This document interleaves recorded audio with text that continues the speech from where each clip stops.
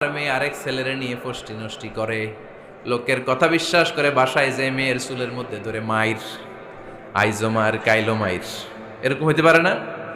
হয়তো ওই লোক আপনার মেয়ের মতো দেখতে আরেক মেয়েকে দেখছিল, এরকম হয় কিনা সমাজে? একজন এসে বললো, ভাই আপনি এখানে ভাবিরে তো দেখলাম ওই জায়গায় আরেক লোকের সাথে ঘোরাফেরা করতেছে, খবর রাখেন না বাসা? আপনি রেগে মেগে, ঘটনা কি?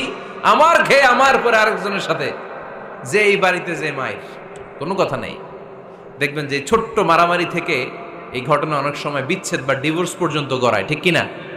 ওই যে শোনা কথায় কান দিচ্ছেন, ফাতাবাইয়ুন, আপনি চেক করেন নাই। হয়তো আপনার স্ত্রীর মতো দেখতে বা আপনার স্ত্রী যে জামা পরে, যে পোশাক পরে, এরকম পোশাক পরে আরেক নারীকে দেখছে, আপনার বউ না এটা।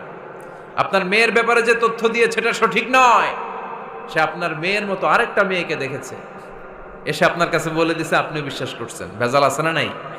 এই ভেজালগুলোকে থামানোর জন্য কোরআনে এই বিধানগুলো নাজিল করেছে কে?